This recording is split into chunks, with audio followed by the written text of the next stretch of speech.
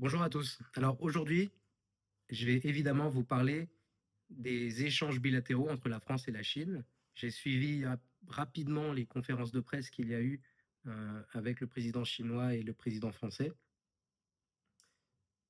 Petit spoiler, dans l'ensemble, c'est pas mal. Les deux présidents ont échangé sur les sujets géopolitiques, économiques, business, et sur les pandas aussi, sur l'écologie. D'abord, avant tout, ce qui est intéressant de constater, vous voyez peut-être derrière, à votre avis, qu'est-ce qui manque qu'on voit habituellement très souvent? Le drapeau de l'Union européenne. Il n'est pas là. Il n'est pas là aujourd'hui parce que la Chine a refusé d'avoir le drapeau de l'Union européenne. Parce que récemment, l'Allemagne a pris des positions très dures concernant la politique étrangère et la politique de développement dans la mer de Chine, en Asie, de la Chine. Alors, insatisfait, le gouvernement chinois dit à Macron, bon, bah, vous pouvez venir bien sûr, mais c'est pour la France. Je ne veux pas avoir l'Allemagne liée à ça. Et donc l'Union européenne. Moi, ça me fait plaisir. Ça prouve bien, ça prouve bien que la France a sa place à côté de la Chine, sans avoir besoin d'intermédiaires ou de parasites. Que la force a encore une voix seule, si elle le veut. Et ça prouve bien que la Chine donne de l'importance à la France. Et on le voit bien dans les conversations qu'ils ont. Ils ont parlé de géopolitique d'abord, et c'est intéressant parce que les deux pays ont ce point commun qu'ils mettent en avant le droit international. La Chine, le président chinois, quand il parle de droit international, prend comme cas concret la Palestine. Et il dit que la Chine s'engage à aider à reconstruire à travers du financement Gaza. Et puis après, c'est le tour de Macron de parler qui dit euh, on s'engage, nous, euh, à respecter le droit international et on souhaite avoir le soutien de tout le monde pour trouver des solutions de paix vis-à-vis de la guerre d'agression de la Russie contre l'Ukraine. Donc tout ça, c'est du mot très policé, c'est intéressant. On voit bien d'ailleurs, c'est pas, la diplomatie n'a pas tout à fait le même style. Le président chinois, dans ses prises de parole, est très très policé. C'est très gentil, c'est très sympa, c'est assez ferme, mais bon, il n'y a rien à redire en réalité. Le président français essaie de placer quelques, je dirais pas des pics, mais il essaie de placer quelques arguments, même pendant la conférence de presse. Les Chinois préfèrent garder leur linge sale en famille. Donc, autour d'un café, d'un verre de vin, une tasse de thé, par exemple. Ensuite, ils ont parlé d'économie et d'échanges commerciaux.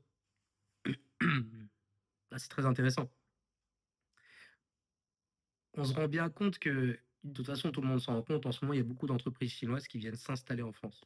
Il faut savoir que les entreprises chinoises qui investissent en France pour créer un appareil productif, par exemple, c'est des entreprises chinoises qui sont de haute qualité.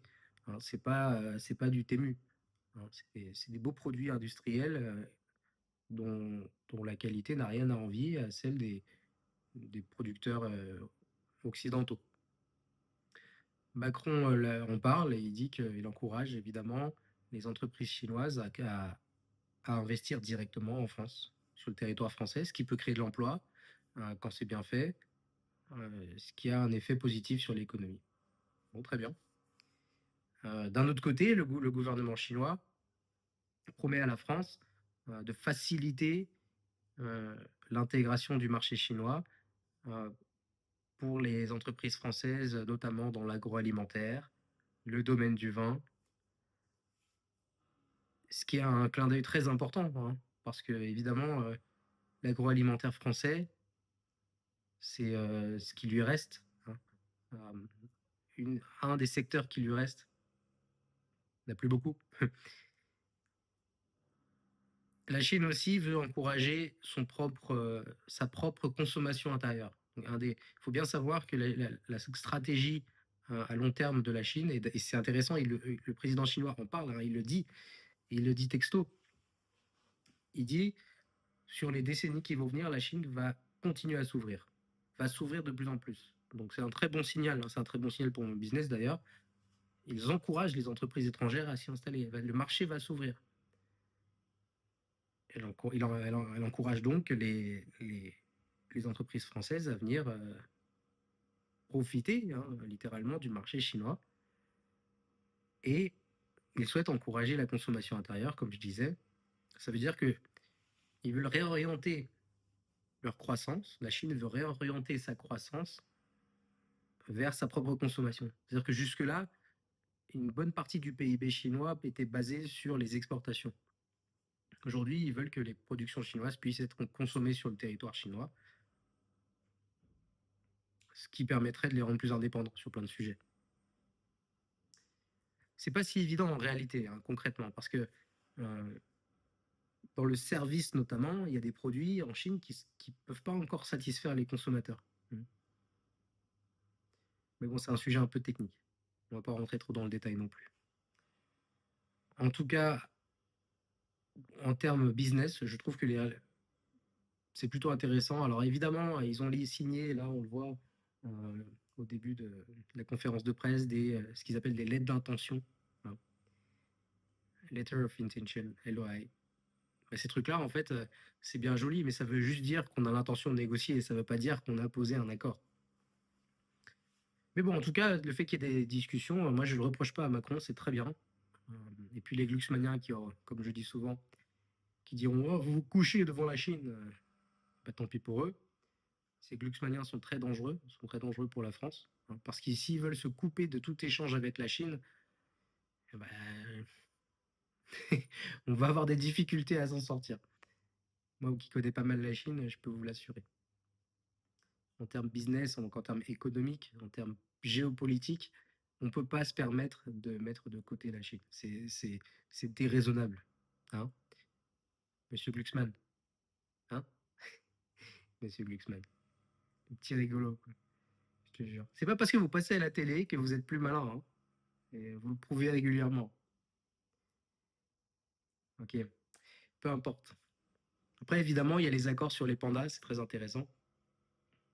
Les pandas, bon, bah, c'est un sujet de soft power. Euh, Macron dit les Français adorent les pandas. Mais c'est vrai, tout le monde adore les pandas, c'est mignon.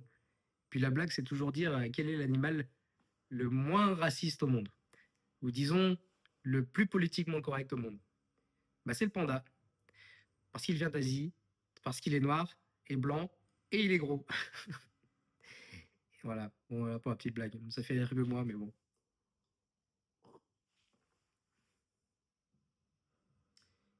Je mettrai les liens des conférences en description.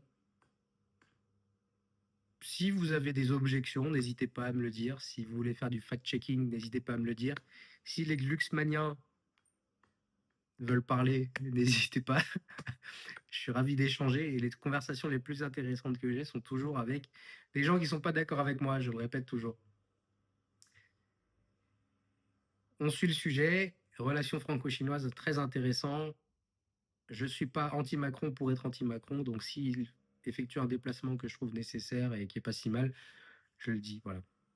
C'est bien que la Chine puisse parler, ou que la France puisse parler avec la Chine de façon raisonnable, dans son propre intérêt, dans l'intérêt de chacun.